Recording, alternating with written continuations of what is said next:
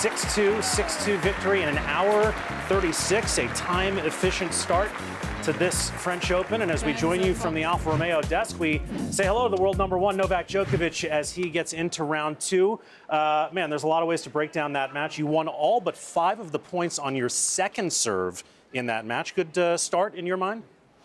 Thanks for having me. It's great to see you guys. It's been a best possible start of the tournament. I had a quality opponent.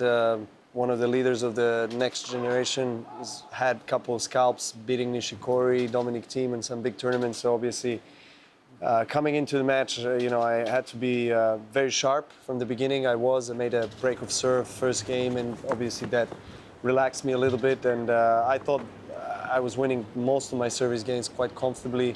I was very pleased with the kind of 1-2 punch game and very, very solid performance. You're back on top, number one in the world. You come to a tournament, top line of the draw.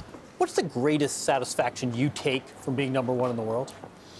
Well, especially after, the year that I had, last couple of years that I had with injury and surgery and coming back from that recovery from the elbow surgery. That took a while for me to really find my game, and I changed racket and, different things. So a year ago, I was 22 in the world and struggling to find my best version of myself, so to say, on the court. And 12 months forward, I find myself in this position, which is quite remarkable, and it's a great feeling. I obviously love this game as probably anybody else, and I as dedicated as ever. And at this stage of my career, it's obviously mostly about Grand Slams. I mean, this is where I want to peak, where I want to play my best, make tennis history, obviously.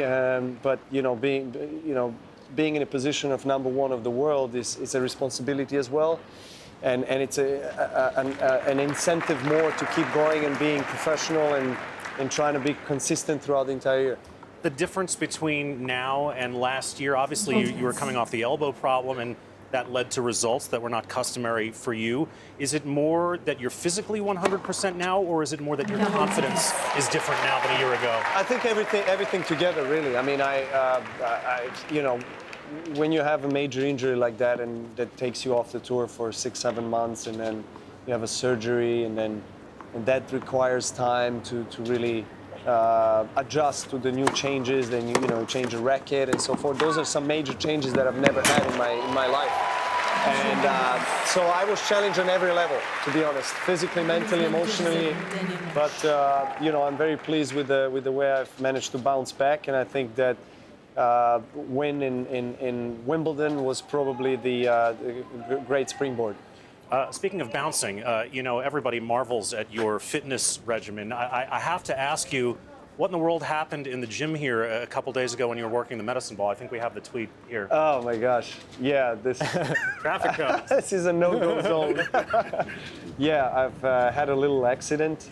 First time that it happened, I was warming up for one of my practice sessions, and I usually, one of my routines is to kind of warm up my triceps, and I take the heavy medicine ball and I just bounce it just in front of me and quite hard. And I threw it, and I just heard after second or third throw a crack on the floor, and that was the story. And I think a day later it was not there. I learned my lesson. We're doing a lot of renovations here, and that's part of one of them. I'm expecting a check. We have a bill. A bill, sorry, not check, a bill. So you'll get a check too, don't worry about it. So Serena behind us at 2-0, she's talked a lot about motherhood and that intersection with her career. I want to ask you, we don't ask the guys this enough, how has Parenthood impacted your career? It has impacted me, my career, my life, everything. I mean, it has positively influenced my character growth, my evolution as a human being, as a tennis player. They're here with me, so it's important. I take them to 3 out of 4 slams. Australia is a bit far away, but 3 out of 4 slams, they're always with me. They're giving me huge support. To see now my 2 children growing up and be able to get that blessing from life and still continuing to play tennis on the highest level is I can't ask for more. now that you're sitting here for the first time, you're doing what we do a lot, which is glancing over your shoulder at the match that's going on. And there's Serena down there. It's hard not to look. Yeah. So she loses this first set to Diachenko. She's obviously bounced back here and leads in the third.